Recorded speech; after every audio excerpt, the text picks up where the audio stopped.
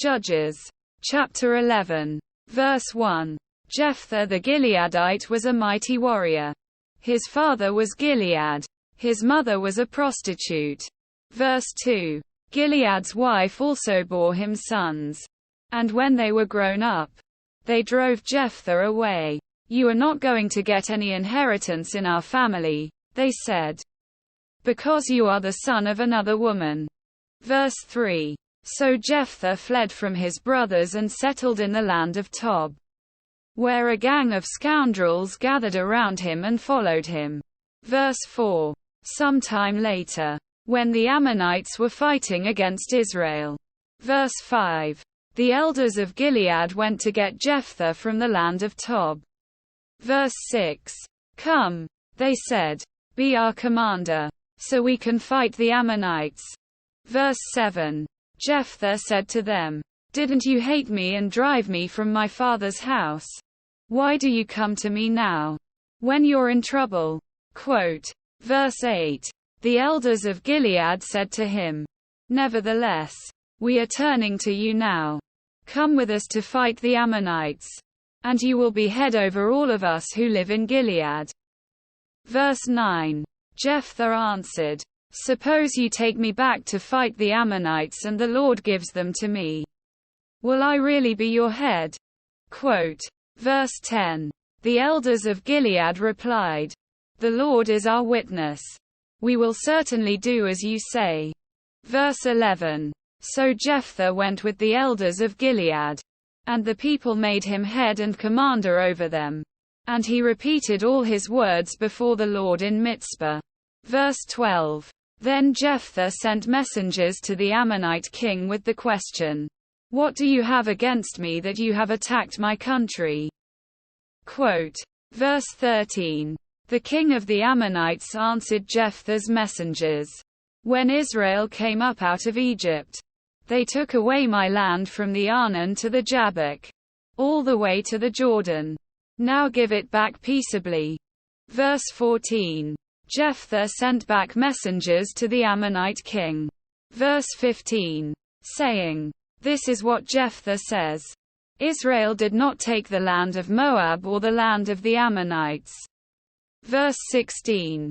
But when they came up out of Egypt, Israel went through the wilderness to the Red Sea and on to Kadesh. Verse 17. Then Israel sent messengers to the king of Edom, saying, give us permission to go through your country.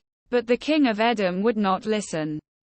They sent also to the king of Moab, and he refused. So Israel stayed at Kadesh. Verse 18. Next they traveled through the wilderness, skirted the lands of Edom and Moab, passed along the eastern side of the country of Moab, and camped on the other side of the Arnon. They did not enter the territory of Moab, for the Arnon was its border. Verse 19. Then Israel sent messengers to Sihon king of the Amorites, who ruled in Heshbon, and said to him, let us pass through your country to our own place. Verse 20. Sihon, however, did not trust Israel to pass through his territory. He mustered all his troops and encamped at Jahaz and fought with Israel. Verse 21. Then the Lord, the God of Israel, gave Sihon and his whole army into Israel's hands, and they defeated them. Israel took over all the land of the Amorites who lived in that country. Verse 22. Capturing all of it from the Arnon to the Jabbok and from the desert to the Jordan. Verse 23. Now since the Lord, the God of Israel, has driven the Amorites out before his people Israel, what right have you to take it over? Verse 24. Will you not take what your god Chemosh gives you?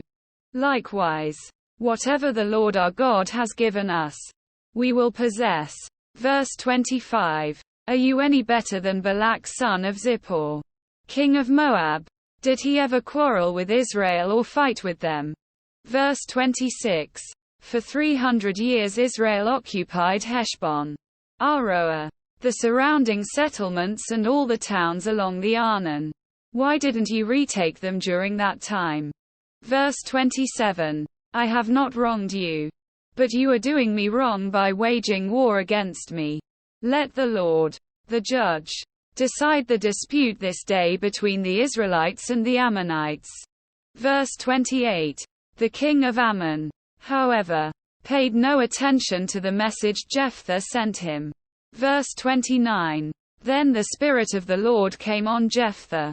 He crossed Gilead and Manasseh, passed through Mizpah of Gilead, and from there he advanced against the Ammonites. Verse 30. And Jephthah made a vow to the Lord, if you give the Ammonites into my hands. Verse 31. Whatever comes out of the door of my house to meet me when I return in triumph from the Ammonites will be the Lord's, and I will sacrifice it as a burnt offering. Verse 32. Then Jephthah went over to fight the Ammonites, and the Lord gave them into his hands. Verse 33. He devastated 20 towns from Aroer to the vicinity of Minnith, as far as Abel Keramim.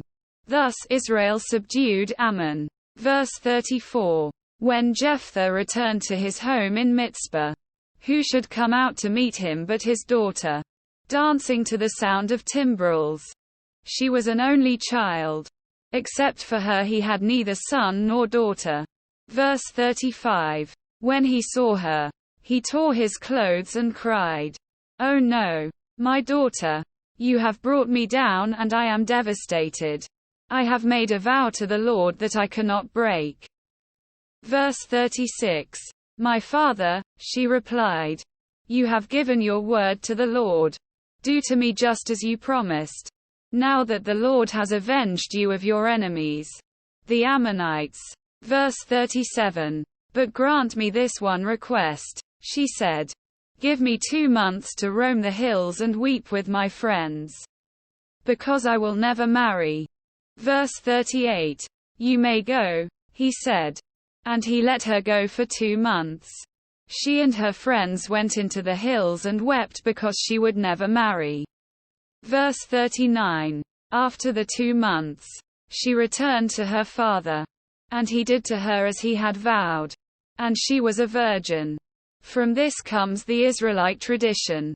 Verse 40. That each year the young women of Israel go out for 4 days to commemorate the daughter of Jephthah the Gileadite.